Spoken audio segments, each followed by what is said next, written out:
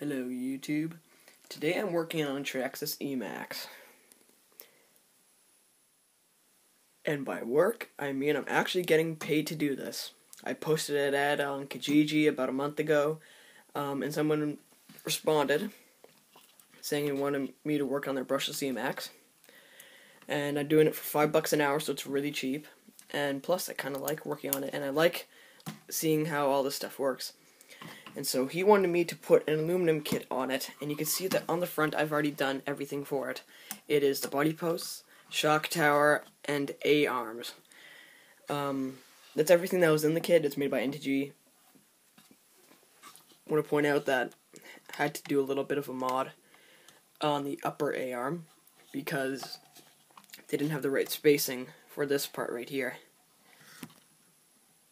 So I got them to get me some little spacers, so it's going to be a lot more durable. And so now I'm going to start off by putting on the bottom A-arms.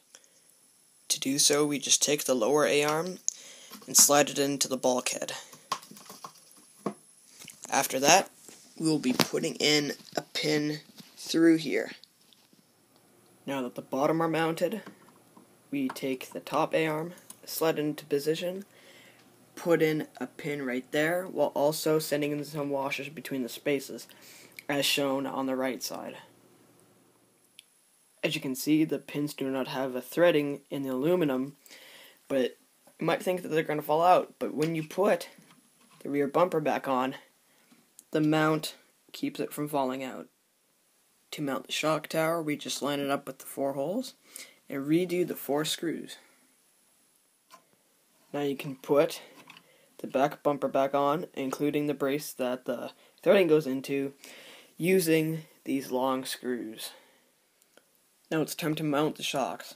To do so, we're going to start off by sliding each shock in through the top A-arm and attaching it to one of the bottom pieces. Over here would be raising the height, and over here would be lowering it. Now we're going to put in our body post by sliding this in however much we want, and then putting in a screw right there. Then put in the shoulder screw. Be sure to use a good amount of Loctite because you are putting this inside of aluminum. Now in order to put the drive shafts and axle carriers back on, we need to take whichever side we have, lift up the top A-arm, and then pull back the boot like that, and we're going to start by putting the screw back in to the A-arm right here, and on the top just a little bit. Then we're going to pop the drive shaft in, and then screw them in all the way, undo them each a full turn. And slide the boot back on too.